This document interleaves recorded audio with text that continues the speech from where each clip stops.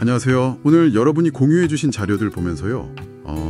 한 개인의 이야기지만 그 안에 담긴 한국 사회의 여러 복잡한 문제들을 좀 깊이 들여다볼까 합니다.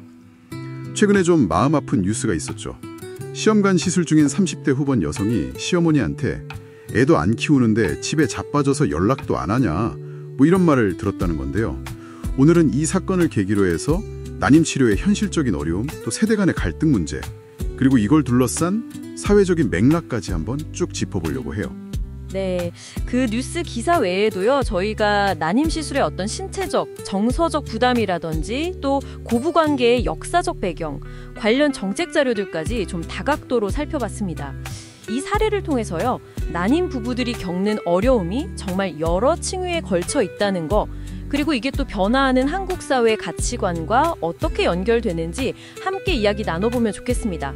바로 시작해볼까요? 네. 그럼 먼저 사건 개요부터 좀 자세히 보죠.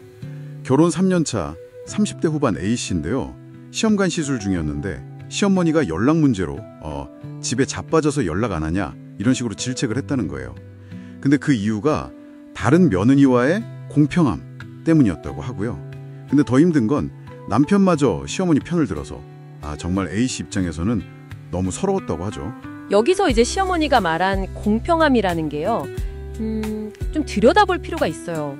이게 며느리의 역할을 상당히 전통적이고 어떻게 보면 좀 거래적인 관점으로 보는 거죠. 그러니까 자녀 양육이라는 일종의 기본 역할을 못하고 있으니 연락이라도 자주 하는 방식으로 가족에게 뭔가 기여를 해야 한다는 그런 논리인 거예요. 아, 기여요? 네. 며느리의 시간이나 에너지를 개인의 것이 아니라 시댁의 소유물처럼 여기는 그런 가부장적인 사고방식하고 연결되는 거죠. 결국은 며느리가 얼마나 힘든 과정을 겪고 있는지에 대한 공감이 좀 근본적으로 부족하다 이렇게 볼 수 있습니다. 듣고 보니 정말 그렇네요. 대중들 반응도 굉장히 뜨거웠잖아요. A씨 편을 들면서 시어머니나 남편을 비난하는 목소리가 엄청 컸는데 이게 단순히 개인 간의 갈등 문제로만 보진 않는 것 같았어요. 이게 예전이랑 좀 달라진 걸까요? 난임에 대한 사회적인 공감대가 좀 커진 건지 아니면 그냥 전통적인 시집살이에 대한 반감이 표출된 건지 어떻게 보세요? 제 생각에는 확실히 예전보다는 난임 경험에 대한 이야기가 더 많이 나오고 그러면서 공감대가 좀 생긴 측면이 있고요. 또 동시에 특히 젊은 세대를 중심으로 해서 그 전통적인 며느리 역할 자체에 대한 거부감 이런 것도 상당히 커졌거든요. 이 사건이 딱 그 두 흐름이 만나는 지점을 건드린 거죠. 그렇군요. 사실 난임 치료 과정 자체가 감정적으로 너무 힘들다고 하잖아요. 뭐 감정의 롤러코스터다 이런 말도 있고요. 네, 맞아요. 그냥 뭐 주사 맞고 병원 자주 가고 이런 의료적인 불편함 이걸 넘어서는 거죠. 호르몬 변화 때문에 몸도 힘들고 감정 기복도 심해지고요. 또 매번 시술 주기마다 정말 큰 희망을 가졌다가 또 실망하고 이게 극단적으로 반복되거든요. 특히 노산이라는 딱지가 붙으면 난소 기능이 떨어질까 봐 불안감도 더 커지고요. 부부관계도 쉽지 않다고 들었어요. 임신 가능성을 높이려고 의무적으로 관계를 갖는 게 오히려 스트레스가 되기도 하고 A씨 경우처럼 배우자가 지지해주지 않으면 정말 외로울 것 같아요. 그렇죠. 여기에 또 한국 사회 특유의 어떤 출산에 대한 압력, 그러니까 여성을 아이를 낳느냐 마느냐로 평가하려는 그런 시선이 여전히 존재하잖아요. 시어머니의 그 말은 뭐 개인의 무례함이기도 하지만 더 넓게 보면 여전히 우리 사회가 여성을 아이 낳는 존재로 규정하려는 그런 시선이 알게 모르게 작동하고 있다는 걸 보여주는 단면이기도 해요. 정책적으로는 지원이 그래도 좀 늘고 있다고는 하던데 여전히 좀 한계가 있는 건가요? 네.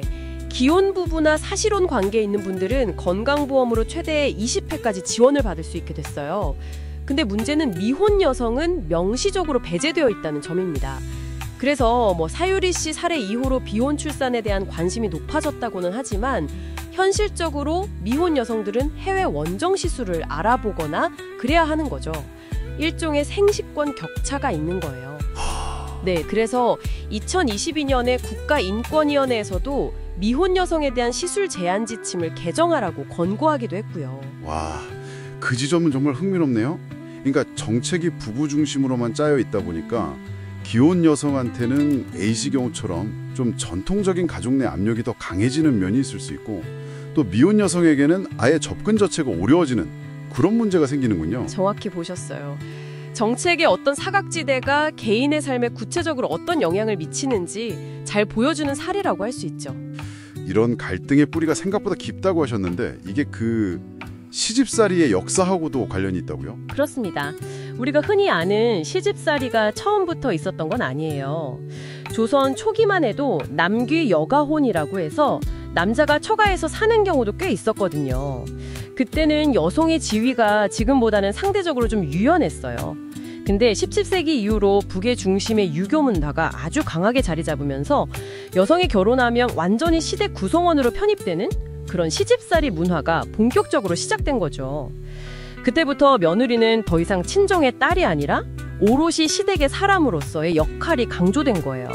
아하, 그럼 지금 우리가 보는 이런 갈등들이 단순히 그냥 개인의 성격 문제라기보다는 몇백 년 동안 쌓여온 어떤 문화적인 압력, 그게 계속 이어져 오고 있다는 거네요.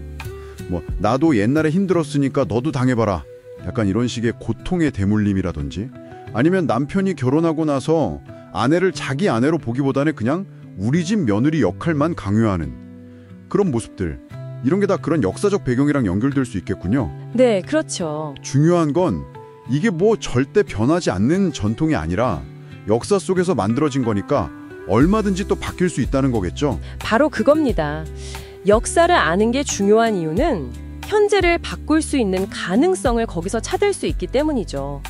그리고 또 하나 덧붙이자면 난임 치료 과정에서 겪는 신체적 고통이나 엄청난 비용 부담 같은 것들이요, 일반적인 가족 갈등의 주된 원인이 되는 건강 문제나 경제 문제하고 직접적으로 딱 맞물려요.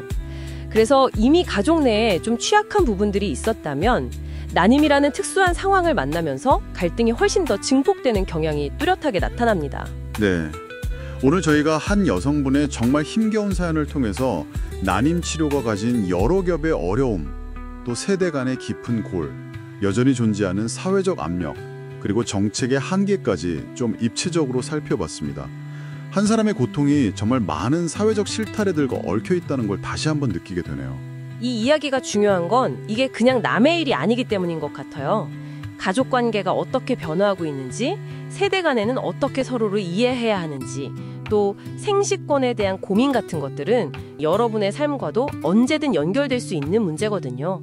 우리 사회가 다 같이 풀어가야 할 숙제라고 생각합니다. 네.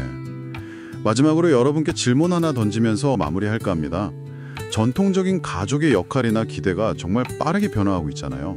그럼 미래의 시집살이는 과연 어떤 모습일까요? 아니면 완전히 사라지게 될까요? 또 그 과정에서 우리는 어떤 새로운 방식의 이해와 갈등을 만나게 될까요? 한 번쯤 곱씹어 보시는 시간을 가지시면 좋겠습니다.